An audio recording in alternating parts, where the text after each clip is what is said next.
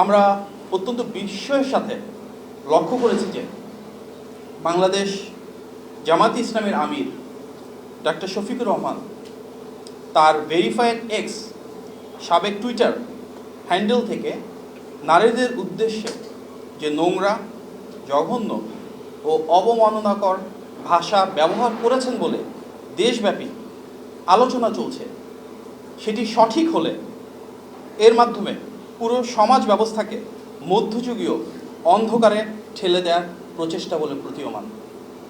তিনি তার এক্স অ্যাকাউন্টের পোস্টে গতকাল তথা 31শে জানুয়ারি বিকেল 4:37 যা লিখেছেন তার একটি অংশ অনুবাদ করলে দাঁড়ায়, আমরা বিশ্বাস করি যে যখন মহিলাদের আধুনিকতার নামে ঘর থেকে বের করা হয় তখন তারা শোষণ, নৈতিক অবক্ষয় এবং নিরাপত্তাহীনতার মুখোমুখি হয়। এটি অন্য কোনো রূপে পতিতাবৃত্তির মতোই। উল্লেখ্য যে তিনি এর আগেও আল জাজিরার সঙ্গে সাক্ষাৎকারে নারীদের ক্ষমতায়ন প্রসঙ্গে নেতিবাচক মন্তব্য করেছিলেন। এটি যদি সত্যি একটি রাজনৈতিক দলের বিশ্বাস হয়ে থাকে তবে এটি আমাদের জন্য অত্যন্ত দুঃখজনক। প্রিয় সাংবাদিক ভাই ও বোনেরা, জামাতের আমিরের এই পোস্ট দেওয়া এবং অ্যাকাউন্ট হ্যাক হয়ে যাওয়ার যে দাবি করা হয়েছে সঙ্গত কারণেই তার প্রেক্ষিতে প্রশ্ন উঠে যে নারী বিদ্বেষী একটি পোস্টের প্রায় 9 ঘন্টা পর দেশব্যাপী তুমুল সমালোচনার মুখে রাত 1টার দিকে আইডি হ্যাকের দাবি কতটা যৌক্তিক। আমরা সবাই জানি কোনো গুরুত্বপূর্ণ বা ভেরিফাইড অ্যাকাউন্ট হ্যাক হলে প্রথম ও প্রধান দায়িত্ব হলো দ্রুততম সময়ে জনগণকে অবহিত করা, মিডিয়াকে অবহিত করা, যেন কোনো বিভ্রান্তি না ছড়ায় এবং যেন সবাই সতর্ক থাকতে পারেন। কিন্তু এখানে দেখা গেল সেই বিকেল প্রায় 4:30টার দিকে যে পোস্ট, সেটা জনগণের মধ্যে ক্ষোভ ছড়িয়ে পড়ার অনেক পরে হ্যাকিংয়ের দাবি তোলা হলো। এতে স্বাভাবিকভাবে প্রশ্ন উঠেছে এই দাবিটা আদৌ কতটা বিশ্বাসযোগ্য। এমনকি উক্ত সময়ের মধ্যে জামাত আমিরের ফেসবুক অ্যাকাউন্ট থেকে কিন্তু আমরা দেখেছি অনেকগুলো পোস্ট হয়েছে নির্বাচনী প্রচারণার, কিন্তু সেই এক্স অ্যাকাউন্টটি হ্যাক হয়েছে এ নিয়ে একটি পোস্টও আমরা দেখিনি। পরবর্তীতে আমরা লক্ষ্য করেছি যে তারা গভীর রাতে 3:30 অনেকটাই ভোর রাত, যখন হাতিরঝিল থানায় একটি সাধারণ ডায়েরি বা জিডি করতে গিয়েছেন, সেখানে স্পষ্টভাবে তারা উল্লেখ করেছেন বিকেল 4:55 অ্যাকাউন্ট হ্যাক হওয়ার বিষয়টি তারা জানতে পেরেছেন। যদি তাই হয়ে থাকে তাহলে দীর্ঘ সময় তারা কেন জাতির সামনে সেটি উন্মোচন করেননি এবং প্রায় 12 ঘন্টা পরে কেন জিডি করতে হলো, যখন সারা দেশে মানুষ সংক্ষুব্ধ হয়েছেন? এই বিলম্বের আদৌ কি কোনো যৌক্তিক ব্যাখ্যা রয়েছে? তাছাড়া হ্যাক হওয়ার ঘোষণা দেওয়ার কিছুক্ষণের মধ্যেই সে অ্যাকাউন্ট ফিরে পাওয়ার দাবিটাই বা কতটা বিশ্বাসযোগ্য? এই প্রশ্নগুলো জনমনে ঘুরছে। মানুষ এই প্রশ্নগুলোর উত্তর যৌক্তিকভাবে জানতে চান। আমরা স্পষ্টভাবে বলতে চাই, আমরা সর্বদা নারীদের ব্যক্তিগত স্বাধীনতা, সম্মান ও সম অধিকারের পক্ষে। এই ধরনের ভাষা ও মানসিকতা কোনো সভ্য সমাজে কোনোভাবে গ্রহণযোগ্য হতে পারে না। এটি প্রকাশ্যেই নারী বিদ্বেষী মনোভাবের বহিঃপ্রকাশ। আমরা যদি এটি সত্যি হয়ে থাকে তীব্র নিন্দা এবং ধিক্কার জানাই। দুঃখজনক হল সত্য, এই রাজনৈতিক দলটির জন্য এটি নতুন কোনো আচরণ নয়। এর আগেও কিন্তু আমরা দেখেছি এই দলের একজন নেতা ঢাকা বিশ্ববিদ্যালয়ের শিক্ষার্থী বোনদের উদ্দেশ্যে ঠিক একইভাবে অশালীন শব্দ ব্যবহার করেছিলেন। আমরা দেখেছি এই দলের প্রধান স্বয়ং প্রকাশ্যে নারীদের জন্য কর্মঘণ্টা কমিয়ে আনার মতন পশ্চাৎপদ বক্তব্য দিয়েছেন।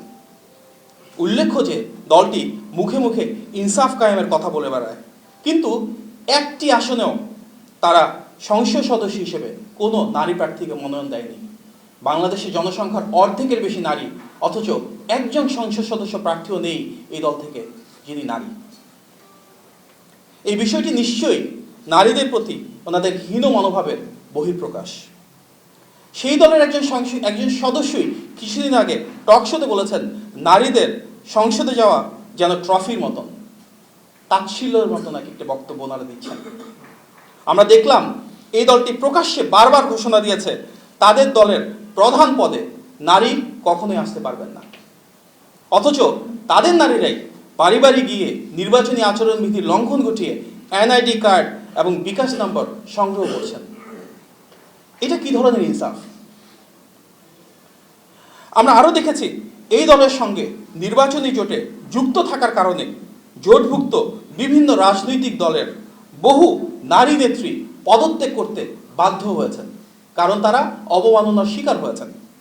অনেকেই প্রকাশ্যে ক্ষোভ ও হতাশা প্রকাশ করেছেন। যারা জোটবদ্ধ হয়ে নির্বাচন করছেন তারাও অনেকেই স্বীকার করেছেন যে দলটির কারণে তারা নানাভাবে বাধার সম্মুখীন হচ্ছেন। এমনকি নারী প্রার্থীদের পোশাক পরিচ্ছদ নিয়েও প্রশ্ন তোলা হয়েছে বলে অভিযোগ উঠছে, যা চরম রুচিহীনতা ও নারী বিদ্বেষের বহিঃপ্রকাশ। আমরা প্রত্যক্ষ করেছি বিভিন্ন আসনে আমাদের যারা নারী প্রার্থী রয়েছেন, নির্বাচনী প্রচারণা আমাদের যেসব মা এবং বোনেরা রয়েছেন তাদেরকেও অনলাইন এবং অফলাইনে সমানভাবে নানাভাবে হেনস্থা করা হচ্ছে। উপস্থিত সাংবাদিক ভাই ও বোনেরা, বিএনপি এবং অঙ্গ সহযোগী সংগঠনের যারা নারী নেতৃবৃন্দ রয়েছেন, কর্মী এবং সমর্থকবৃন্দ রয়েছেন, প্রায় প্রতিটি সদস্যকে, বিশেষভাবে আমাদের ছাত্র দলের যারা বোনেরা রয়েছেন তাদেরকে প্রতিনিয়ত সাইবার সিকিউরিটির লঙ্ঘন ঘটিয়ে সাইবার স্পেসে সীমাহীন বর্বর এবং মধ্যযুগীয় বুলিংয়ের শিকার হতে হচ্ছে, যা সচেতন মানুষকে অনেক ক্ষেত্রে আতঙ্কিত করে তোলে। এসব অপপ্রচারে জড়িত আইডিগুলোর দিকে তাকালেই দেখা যায় এগুলো নির্দিষ্ট একটি রাজনৈতিক গোষ্ঠীর পরিকল্পিত কর্মকাণ্ড।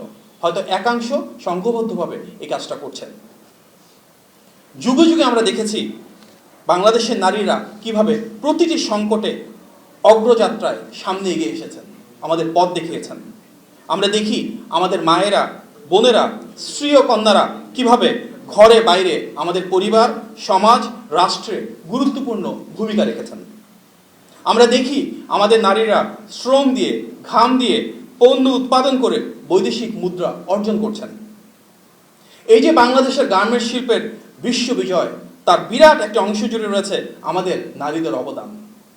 স্কুলে যে নারী শিশুদের শিক্ষা দিচ্ছেন, হাসপাতালে যে নারী ডাক্তার ও নার্স হিসেবে মানুষের জীবন বাঁচাচ্ছেন, পুলিশে যে নারী আইন শৃঙ্খলা রক্ষায় কাজ করছেন, আইনজীবী হিসেবে যে নারী বিপদগ্রস্ত মানুষকে সহযোগিতা করছেন, যে নারী বিভিন্ন সামাজিক ও সাংস্কৃতিক কর্মকাণ্ডে নিজেদের নিয়োজিত রাখছেন, যে নারী প্রশাসন ও রাষ্ট্রযন্ত্রে, রাষ্ট্র পরিচালনায় বিভিন্ন দায়িত্বে রয়েছেন, যে নারী বিশ্ববিদ্যালয়ে শিক্ষকতা করছেন, যে নারী আপনাদের মতন করে সাংবাদিক হিসেবে গণমাধ্যমে সত্য ও ন্যায় প্রতিষ্ঠায় অবিচল কাজ করে যাচ্ছেন, কিংবা যে নারীরা বিভিন্ন খেলাধুলায় দেশের প্রতিনিধিত্ব করছেন, দেশের হয়ে লড়ছেন, যারা সমাজ সংস্কারে নিয়োজিত রয়েছেন, ভাবা যায় এইসব কর্মজীবী নারীদের বিষয়ে জামাতের কি একটি অপমানজনক অবস্থান।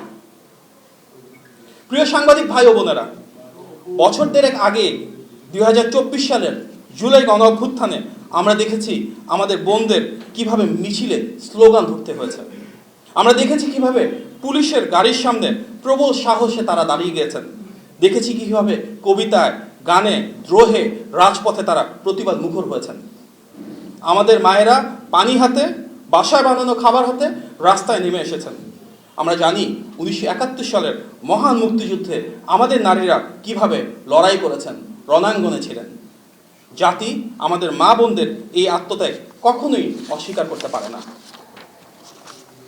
কিন্তু যখনই কোনো সংকট আসে একটি পক্ষ তখনই নারীদের আঘাত করার নোংরা পথ বেছে নেয়।